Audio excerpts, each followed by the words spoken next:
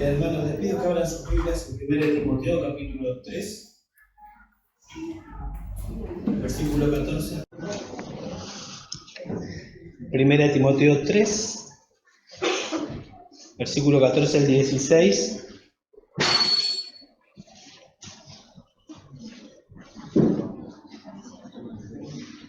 Leemos.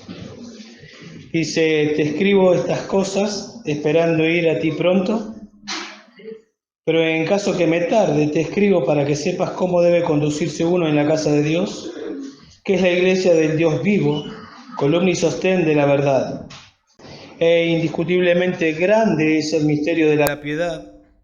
Él fue manifestado en la carne, vindicado en el Espíritu, contemplado por los ángeles, proclamado entre las naciones, creído en el mundo, recibido arriba en gloria. Esta porción o esta carta es escrita por Pablo a Timoteo. Timoteo era un enviado de Pablo a un lugar llamado Éfeso, donde había una iglesia, y lo envió para que trate algunas cuestiones. Ahí había algunos falsos maestros que se estaban introduciendo en la iglesia. Entonces lo mandó con el propósito ese, antes que se expanda esta falsa doctrina, para que Timoteo pueda corregir estas cosas. Y el versículo 14 del capítulo 3 al versículo 16 que acabamos de leer es el pasaje central de la carta, donde Pablo le hace saber a Timoteo y también nos hace saber a nosotros para qué le escribió. ¿Para qué le escribió? Si ustedes escucharon y prestaron atención, dice para que sepa cómo debe conducirse uno, en la casa de Dios, esa es la iglesia, que es columna y sostén de la verdad. Hay un énfasis en la conducta, ¿sí? Para que sepa cómo debe conducirse uno en la casa de Dios. Eso del verso 14 al verso 16.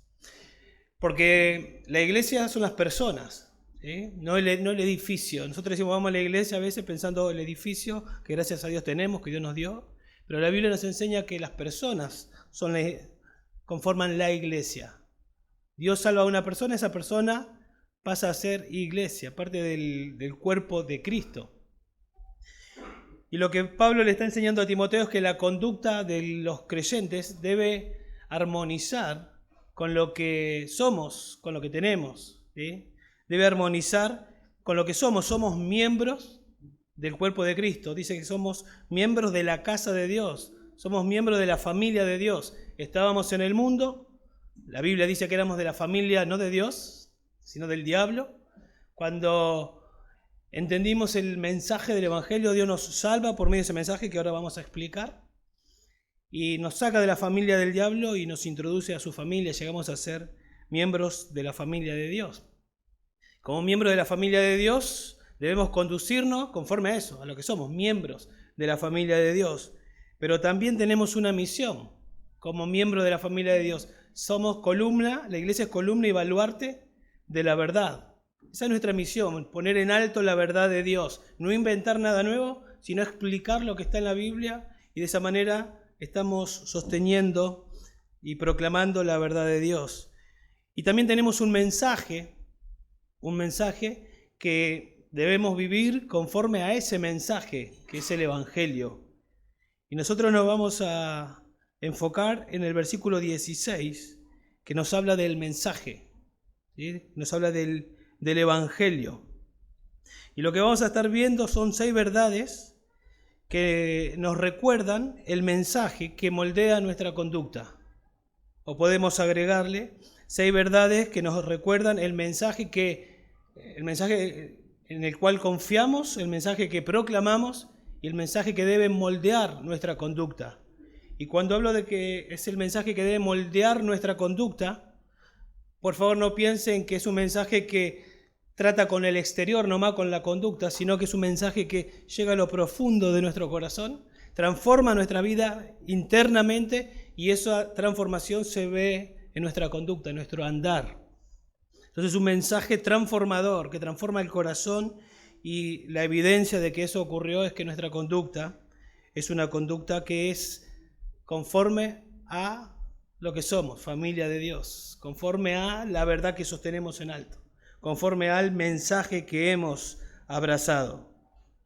Entonces vamos a mirar estas 6 verdades acá en el versículo 16. El versículo 16 aparentemente era un himno, ¿sí?, que se cantaba en aquel tiempo, y Pablo lo tomó y lo introdujo en esta carta. Llegó a ser inspirado por Dios de esa manera y en ese momento.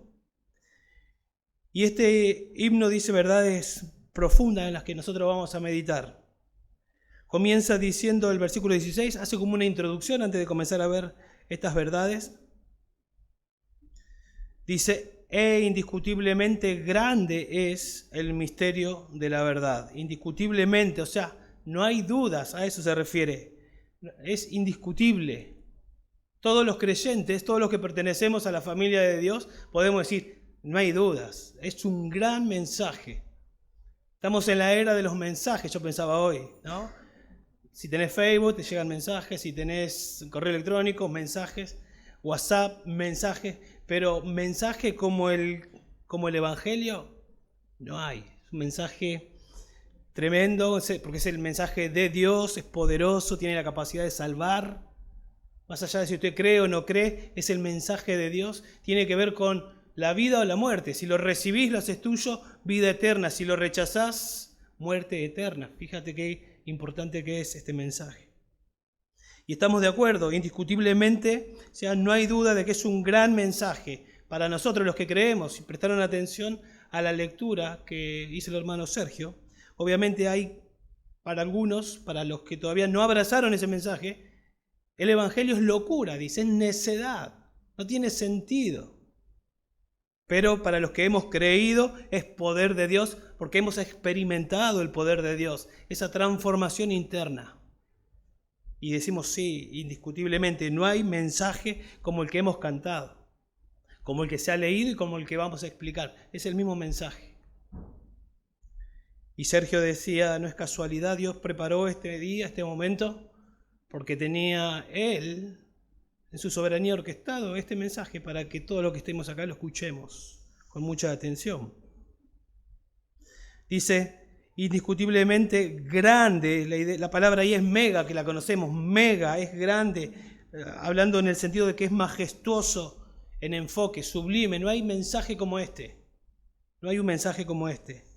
Y dice, grande es el misterio de la piedad. La palabra misterio, lo que significa, lo que describe es un misterio, es algo que estaba oculto en el Antiguo Testamento y que fue revelado en el Nuevo Testamento. Así como un cuadro, como en esta cruz, tiene un manto y yo la voy descubriendo y la voy revelando. Era un misterio que lo fui revelando. Hay pasajes que nos enseñan y nos muestran que es así. Romanos 16, 25 habla del misterio que ha sido mantenido en secreto durante siglos sin fin, pero que ahora, dice Pablo, ha sido manifestado.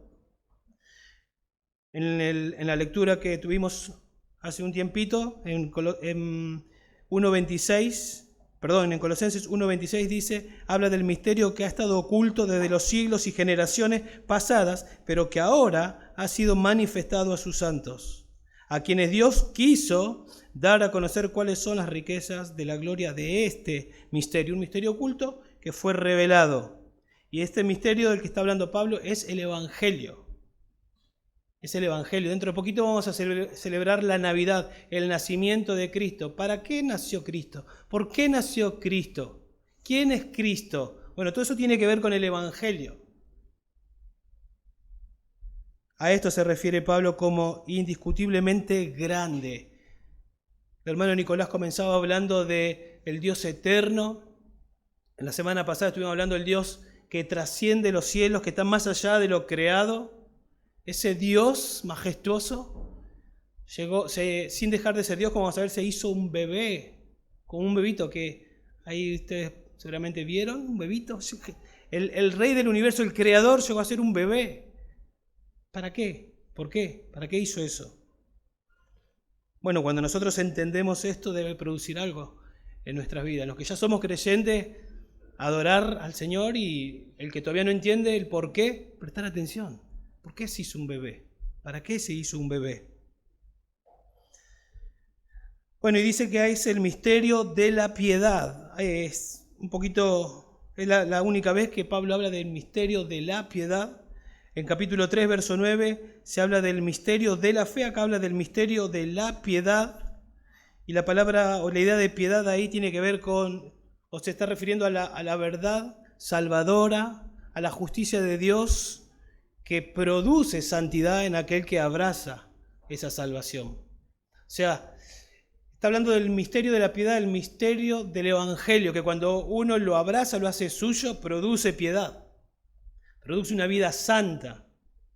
Por eso Pedro decía que a los creyentes de aquel tiempo y a los creyentes de todos los tiempos, dice que debemos ser santos en toda nuestra manera de vivir, debemos ser diferentes a cómo vive el mundo. En toda nuestra manera de vivir debemos ser diferentes.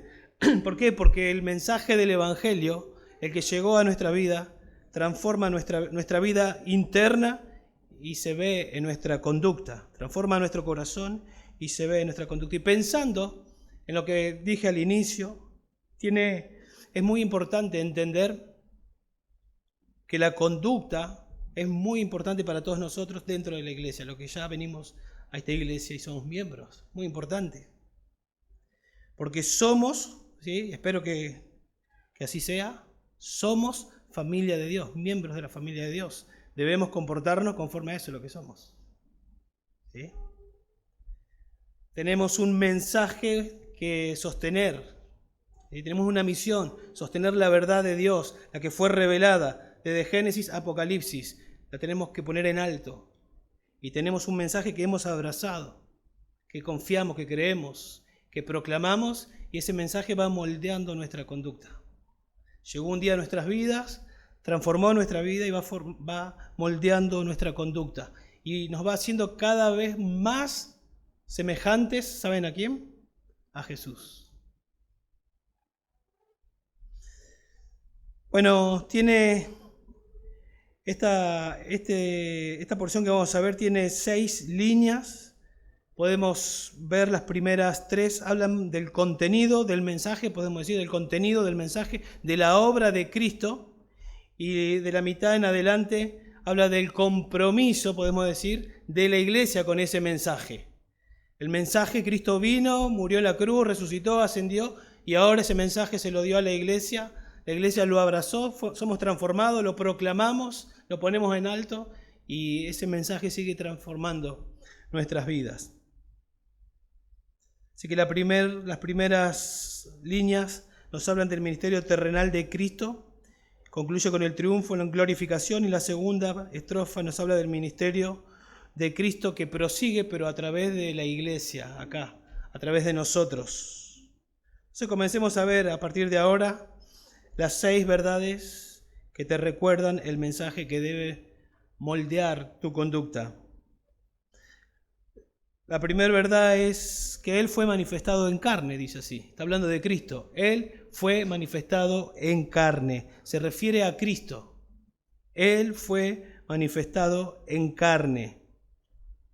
¿Sí? ¿Qué significa eso? Significa que se hizo visible. La palabra manifestar es Él se hizo visible. En realidad llegó a ser visible. Él, Cristo. Y cuando dice que se manifestó en carne, está hablando de que llegó a ser un hombre como uno de nosotros, pero no un hombre como uno de nosotros en el sentido de que nosotros somos pecadores. Llegó a ser un hombre como nosotros, pero excepto en ese sentido, sin pecado. Llegó a ser un hombre de carne y hueso. A eso se refiere. Bueno, hay otros pasajes que lo explican. Por ejemplo, en Filipenses capítulo 2 dice, hablando de Cristo, siendo en forma de Dios, escuchen esa palabra, siendo continuamente en forma de Dios, siendo continuamente Dios, no estimó el ser igual a Dios como cosa que aferrarse, se despojó a sí mismo, tomó forma de siervo, o sea, siempre fue en forma de Dios, pero hubo un momento en que tomó forma de siervo, tomó el ropaje de carne, se hizo un hombre, sin dejar de ser Dios. Por eso decimos que es 100% Dios, Siempre fue Dios, pero en un momento de la historia incorporó naturaleza humana. Y fue un bebito como el que está ahí atrás. Dios, 100% Dios, 100% hombre. Y uno piensa y dice, wow, Dios hizo eso. Dios hizo eso. Bueno, hay otros pasajes como Juan 1:14 que dice, y aquel verbo, hablando del verbo que estaba con el Padre, porque dice, en el principio era el verbo y el verbo era con Dios, habla de dos personas ahí, el verbo Dios, y dice que el verbo era Dios, pero diferente al Padre, pero también Dios, y este verbo se hizo carne y habitó entre nosotros, dice Juan. Y vimos su gloria, gloria como del unigénito del Padre. O sea que el infinito se hizo finito. El eterno, ¿sí?, entró en el tiempo. El Dios invisible, el que nadie puede ver, se hizo visible. Bueno, esta frase que estamos mirando, que se manifestó, que nos dice acá, que fue manifestado en carne, nos hace pensar que Él ya existía, porque no dice llegó a existir en carne, sino que fue manifestado, o sea, ya existía y en un momento fue manifestado en carne. Un poquito lo que estamos diciendo. Nos habla de la preexistencia de este hombre, de Jesús. Era preexistente, ya existía. Cuando nada existía, Él ya existía. Por eso, bueno, recién les decía Juan 1:1, en el principio era el verbo y el verbo era con Dios. Cuando Jesús está orando ahí en Juan 17:5, dice que va a ascender para volver a tener la gloria que tuve antes de venir o antes que el mundo fuese. Él ya tenía esa gloria y en algún momento dejó ese lugar, como nos dice Filipenses, y vino a este mundo preexistente.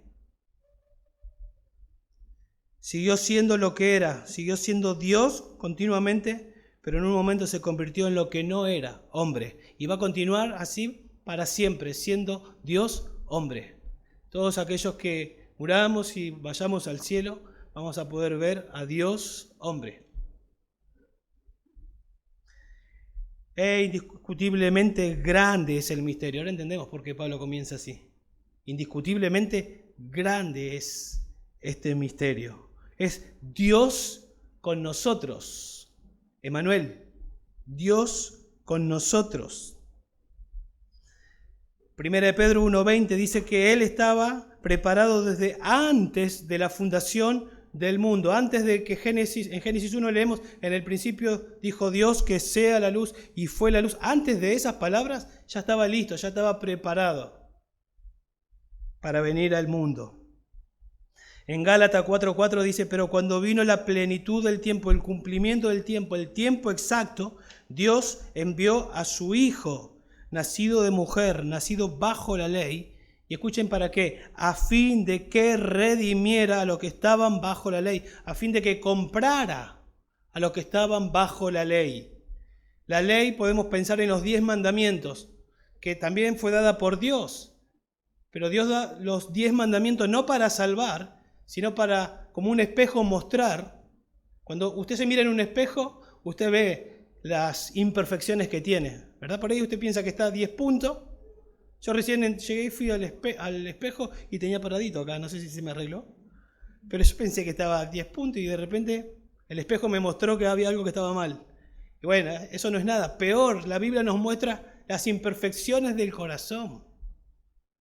No mentirás y me muestra que soy un mentiroso. No robarás y me muestra que he robado.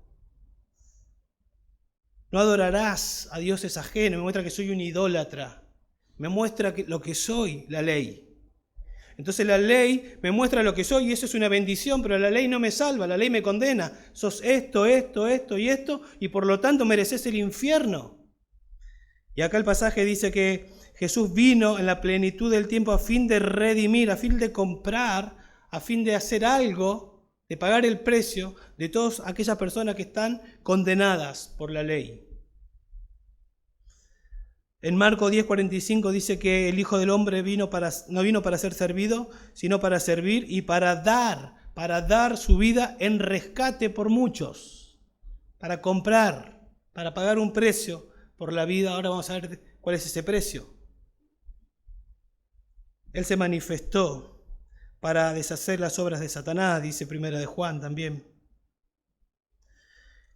En Hebreos capítulo 2, en el verso 14, dice así que, por cuanto los hijos, hablando de los seres humanos, los hijos participan de carne y sangre, por cuanto los seres humanos son de carne y sangre, usted de carne y sangre, como yo, por cuanto somos de eso, Él igualmente participó también de lo mismo. O sea, Dios no era carne y sangre, se tuvo que hacer porque venía a redimir a carne y sangre.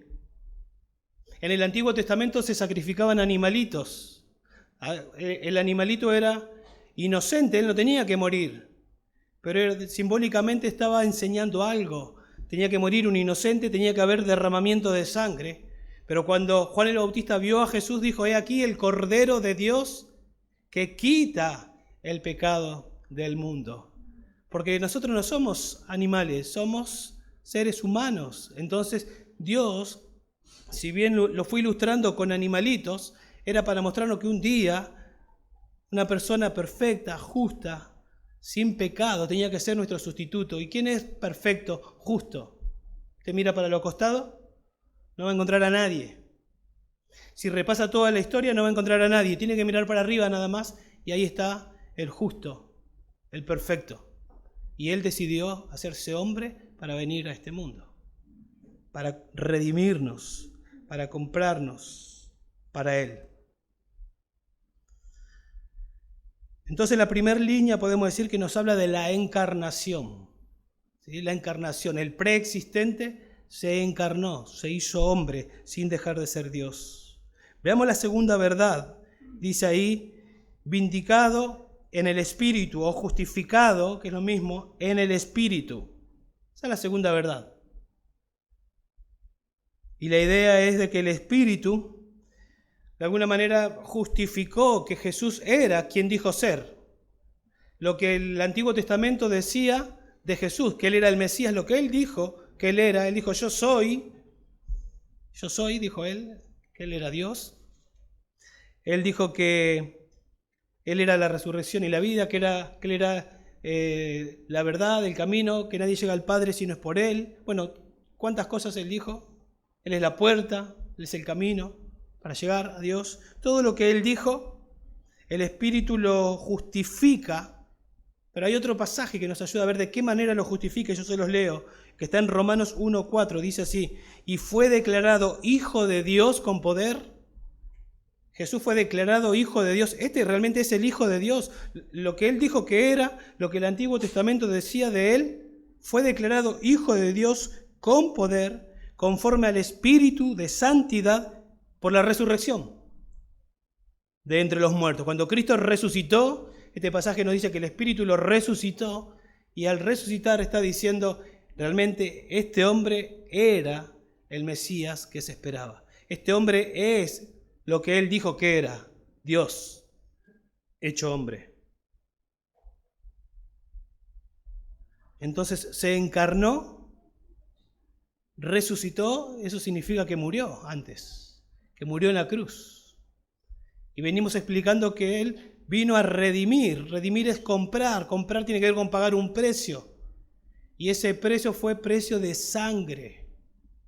Él murió como un sustituto en lugar de los seres humanos, en lugar de todo aquel que un día se iba a arrepentir y creer.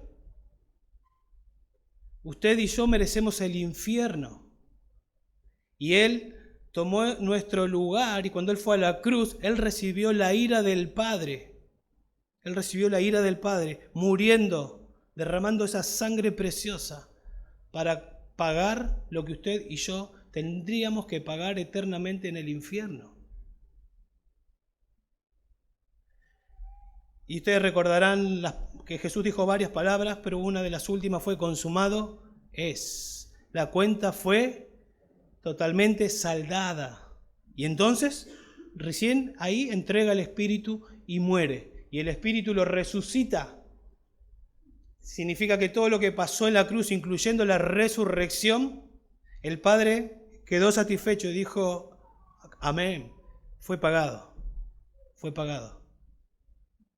Por eso toda aquella persona que se arrepiente de sus pecados y cree en lo que Jesús hizo, esa justicia que Cristo consiguió, se aplica a esa persona. La resurrección probó que era quien decía ser, lo que él dijo que él era. ¿Sí? Cuando él murió en la cruz, ustedes habrán visto películas, habrán leído la Biblia, se burlaban de él, parecía que este loquito que andaba enseñando, bueno, mira cómo terminó.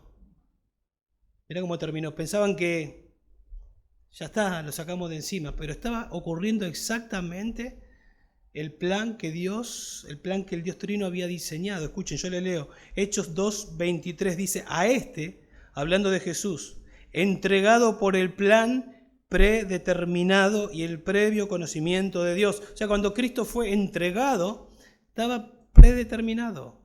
Era lo que tenía que pasar. Eso no significa que las personas que lo entregaron, lo escupieron, lo maltrataron. Y de hecho, si usted estaba ahí, hubiese hecho lo mismo. Yo si estaba ahí, hubiese hecho lo mismo. No significa que no somos responsables. Eso muestra el corazón asqueroso que a Dios encarnado le estás pegando y le estás diciendo, morite, morite. Eso refleja el corazón que tenemos. Y el amor de Él, que sabiendo que éramos pecadores, vino a morir por esa clase de pecadores.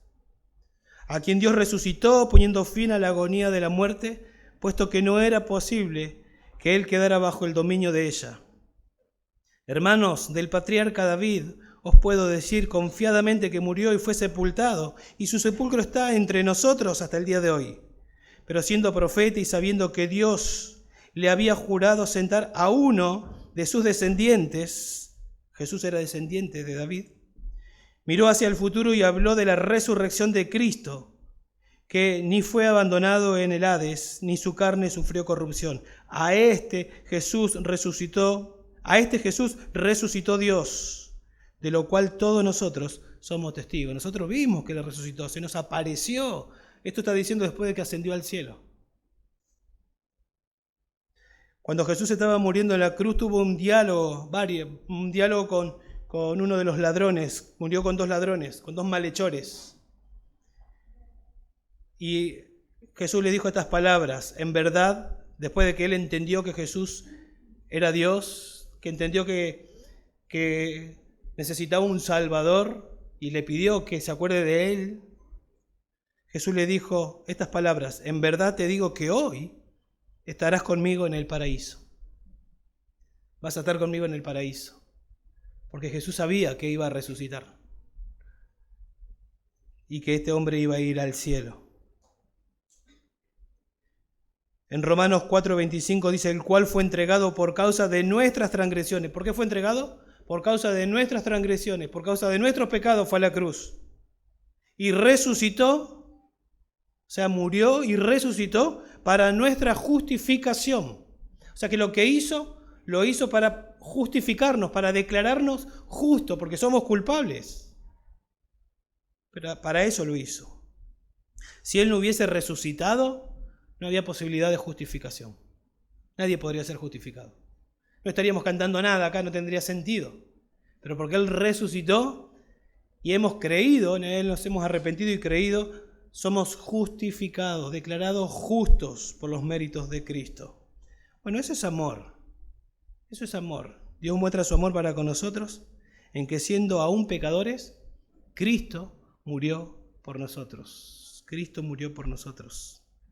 Jesús, cuando estuvo en la tierra, antes de ir a la cruz, Él dijo, arrepentíos y creed en el Evangelio. ¿Qué es el Evangelio? Que el Hijo, lo que estamos explicando, que Dios se hizo hombre para morir en la cruz como un sustituto, resucitar al tercer día, y todo aquel que se arrepiente y cree en el Evangelio, en esas buenas noticias preciosas, tiene vida eterna. Arrepentíos y creed. Yo le pregunto, ¿usted se ha arrepentido de su pecado y ha creído en Jesús para salvación?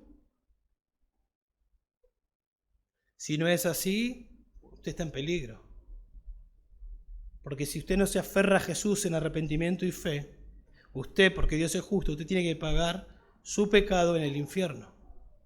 Pero si usted corre a Cristo en arrepentimiento y fe, usted no lo tiene que pagar porque ya lo pagó Cristo. Y para los que ya somos creyentes, podemos decir y entender por qué Pablo vivía como vivía. Siempre hacemos alusión a 2 Corintios 5:14. Pablo pensaba y meditaba continuamente en esta verdad. Y él llegaba a decir, pues el amor de Cristo, lo que él hizo en la cruz, me apremia, me empuja, me moviliza a vivir para él. Porque dice allí, por consiguiente, me apremia habiendo llegado a esta conclusión, que uno murió por todos, Cristo, por consiguiente todos murieron, y por todos murió, para que los que viven ya no vivan para sí, sino para aquel que murió y resucitó por ellos. Cuando pensamos en el Evangelio, en lo que Cristo hizo, si no te pasa nada, es raro. Si no decís quiero vivir para vos, Dios, es raro. Que yo me esté yendo al infierno y que eso sea justo, porque yo pequé contra Dios, y que el Rey del universo se haga hombre para morir como mi sustituto, y que yo pueda, y yo me arrepiente y crea en Él, y eso no produzca nada en mí, hay algo raro. Tengo que pensar, ¿realmente me he arrepentido? ¿He creído? Porque como dijimos al inicio, cuando yo abrazo este mensaje, mi interior es transformado y se ve en mi conducta. Soy diferente, no soy el que era. Soy diferente. Ya no soy el mismo. Pablo no era el mismo. Y usted sabe de lo que estamos hablando. Si usted es un creyente, usted no es el mismo. ¿Sigue luchando con el pecado? Sí. Pero lucha, antes ni luchaba. Le gustaba. Ahora lucha. Y está progresivamente siendo santificado. Cae en pecado, confiesa y sigue adelante. Y su vida es progresivamente, ¿no? Como siempre decimos, 4 pasos para adelante, 1 para atrás, 5 para adelante, 2 para atrás, pero vamos progresando por el poder del Espíritu Santo que usa las Escrituras, como vemos en la reunión de los hombres.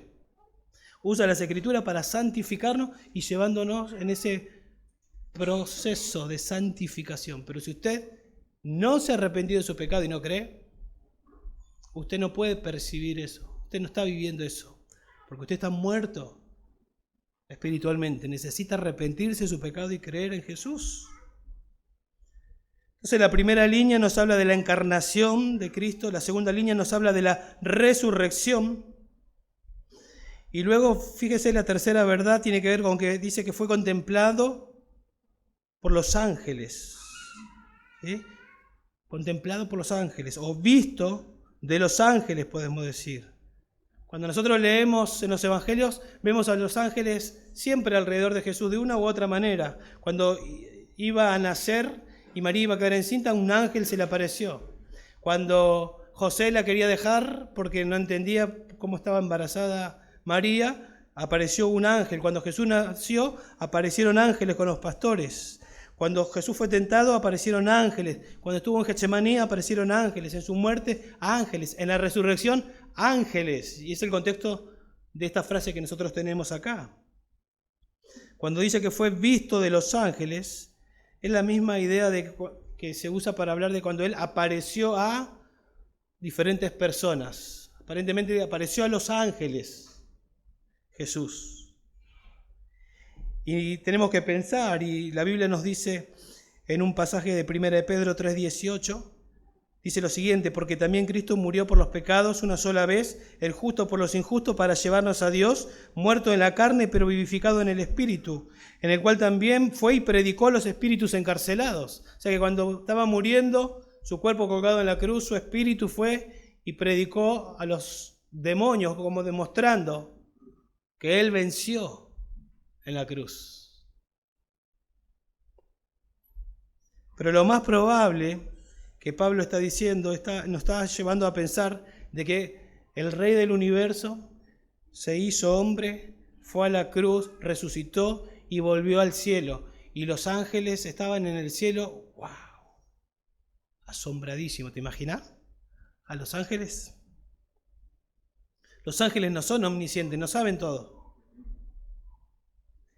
La Biblia nos habla de los ángeles, por ejemplo en Job, que cuando Dios creaba, se ve que los creó primero y siguió creando, En algún momento los creó y siguió viendo el poder de Dios creativo, la sabiduría, etc. Y los ángeles cantaban de gozo al ver a Dios creando. Y después esos ángeles vieron a ese mismo Dios hacerse un bebé. Y estuvieron ahí cuando nadie vino a ver y nadie hizo una fiesta por ese bebé que nacía, porque el rey del mundo venía, nació, bueno, ustedes saben cómo nació Jesús. Los ángeles estuvieron ahí. ¿Se pueden imaginar cómo habrán estado esos ángeles? El Creador se hizo un bebé. Y de repente ese Creador que se hace bebé muere en la cruz. Y ahí a la expectativa, ¿qué va a pasar? Los ángeles. Y muere y es sepultado y resucita y va al cielo y ¡wow! ¡Qué maravilloso este plan eterno! Los ángeles adorando a Dios por el plan eterno. ¿Hiciste eso? Algo que ellos no pueden experimentar. No pueden experimentar la gracia porque ellos no necesitan salvación. Que Dios haya hecho eso por personas como nosotros. Imagínate, yo me imagino que eso estimularía la adoración de ellos para Jesús. Bueno, algo tenemos que aprender de los ángeles, ¿no? Pensar y meditar esto que acabamos de decir y decir, gracias Dios, gracias Jesús por hacerlo por mí, gracias por hacerlo para salvarme. Por eso Pablo dice, indiscutiblemente grande es este misterio. O sea, no hay discusión, es tremendo este misterio. Entonces hasta acá vemos la encarnación, la resurrección, la ascensión, la glorificación. Pero veamos ahora la siguiente verdad, la siguiente línea. Dice que fue proclamado entre las naciones. Claro, desde el cielo se encarnó, fue a la cruz, resucitó, ascendió, está glorificado, pero ese mensaje ahora sigue y es proclamado entre las naciones, predicado a los gentiles, dice acá. ¿Por quiénes? Nosotros vamos a la Biblia y vemos que Jesús le dijo, no se vayan de Jerusalén, van a recibir el poder del Espíritu Santo y entonces me serán testigos en Jerusalén, Judea, Samaria, hasta lo último de la tierra. Y de hacer discípulos de todas las naciones, bautizándolos en el nombre del Padre, del Hijo y del Espíritu Santo. Entonces vemos ahí a los apóstoles predicando, luego predicando no solo los apóstoles, sino toda la iglesia. Se convierte en 3.000, se convierte en 5.000, se bautizan. Bueno, todos ellos murieron, pero Jesús dijo que Él iba a edificar su iglesia, las puertas del Hades no iban a prevalecer. Se van pasando la posta y la posta cuando se abre, tiene el mismo mensaje glorioso de que el Rey del universo se hizo hombre sin dejar de ser Dios para morir como sustituto, pagar por los pecados de todos aquellos que se arrepienten y creen, resucitar, ascender al cielo y lleven ese mensaje a todas las naciones. Y la iglesia, nosotros ahora tenemos que llevar este mensaje que hemos abrazado. Este mensaje sigue avanzando. Y no solo es predicado, fíjense, la quinta línea dice que fue creído en el mundo. Eso habla de los resultados. Fue creído en el mundo, habla de resultados del cumplimiento progresivo de Dios. Y sigue llevando fruto. En Colosenses 1:6 habla de que este mensaje ha llegado a ustedes, a los colosenses, así como en todo el mundo está dando fruto, continuamente está dando fruto. Personas están siendo salvadas en este momento. Este mensaje está santificando a otras personas en este momento. No para, es poderoso.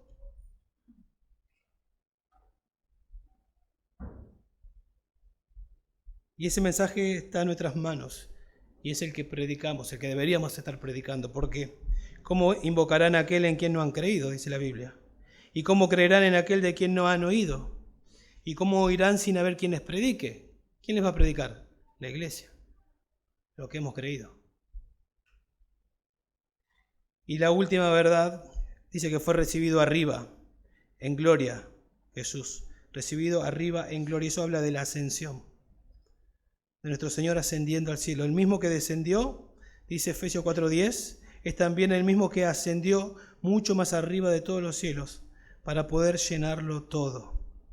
6 líneas, 6 verdades que nos recuerdan el mensaje que hemos creído, el mensaje que proclamamos o deberíamos proclamar y el mensaje que moldea nuestras vidas. Por eso Pablo dice, indiscutiblemente grande es este misterio. ¿Sí? Pensando en los creyentes, nuestra conducta, aunque no tocamos el versículo 14 y 15, nuestra conducta debe ser coherente con lo que somos. Somos miembros de la familia de Dios. Nuestra conducta debe ser coherente con la misión que tenemos, columna y baluarte de la verdad. Debe ser coherente con el mensaje que tenemos. El Dios eterno se hizo uno de nosotros para morir como sustituto, pagar todos nuestros pecados, resucitar al tercer día y salvar a todo aquel que se arrepiente y cree. Nuestra conducta, por eso Pablo dice en Efesios 4:1 que debemos andar como es digno de nuestro llamamiento. O sea, a la altura de lo que somos tenemos que vivir por el poder del Espíritu Santo. Termino con 3 preguntas. ¿Conoces este mensaje? ¿Conoces este mensaje? Por ahí ya lo escuchaste varias veces, por ahí es la primera vez que lo escuchás. Avanzo con otra pregunta. ¿Lo has recibido, lo hiciste tuyo a este mensaje? Porque probablemente lo has escuchado. Yo lo escuché muchas veces en el año 97, pero lo hice mío un tiempito después. Pregunto, si vos decís, sí, yo lo he recibido, te pregunto entonces, ¿es evidente en tu conducta que lo recibiste? ¿Mirás tu vida y decís, sí, mi vida fue transformada? No soy el mismo. Porque la Biblia dice, por su fruto lo conoceréis. Si plantás un manzano, ¿qué salen? Manzanas. Si plantás un naranjo, ¿qué salen? Naranjas. Si el Señor viene a vivir a tu vida, lo que va a verse es el fruto del Espíritu, el carácter de Cristo se comienza a ver. La conducta cristiana. ¿Se ve eso en tu vida? Pensá, medita y tal vez tengas que considerar y tal vez llegue a la conclusión de que no eres un hijo de Dios.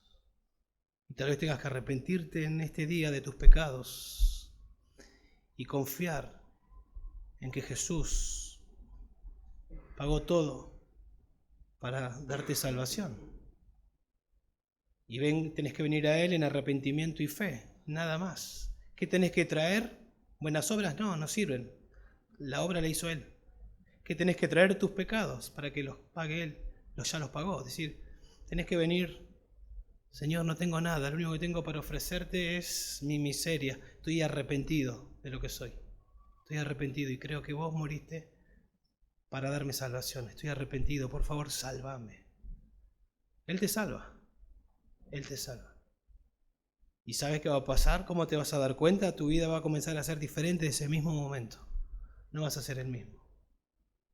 Va a comenzar un proceso de santificación progresiva. Tu conducta va a empezar a cambiar. Cosas van a empezar a ocurrir. Vas a tener hambre y deseo de la Biblia. Como un bebé cuando nace, si no nace o si no tiene vida, no llora, no quiere el pecho. Pero si nace con vida, llora. Porque quiere el pecho, quiere la leche, quiere ser alimentado. Vas a querer alimentarte de la palabra de Dios y vas a comenzar a entender. Y vas a decir, yo no entendía nada antes, ahora empiezo a entender un poco. ¿Qué pasó? Es como que antes se veía todo nublado y ahora empezás a entender y entendés los versículos. ¿Qué pasó? Dios te abrió los ojos espirituales porque te salvó. Bueno, algunas de las evidencias, algunos de los frutos. Y vamos a terminar orando y luego vamos a compartir con 2 hermanas que se van a bautizar 2 testimonios que tienen que ver con este mensaje. Escucharon este mensaje y ustedes van a escuchar que sus vidas fueron transformadas por este mensaje, por el mismo mensaje. Vamos a orar. Padre, gracias te damos por tu palabra, Señor. Te agradecemos por el Evangelio, te agradecemos por Jesucristo, te agradecemos, Dios, por el misterio de la piedad. Gracias, Dios, por venir a este mundo, gracias por venir en rescate, Señor, para redimir a los pecadores. Gracias por lo que hiciste, Dios, por nosotros. Ayúdanos a vivir a la altura. Gracias porque nos has dado tu Espíritu para poder vivir como nos pides. Y rogamos, Dios, que si hay alguien que no te conoce, usa tu palabra, Dios, para traer salvación. Te lo rogamos y te lo pedimos en el nombre de Jesús. Amén. Amén.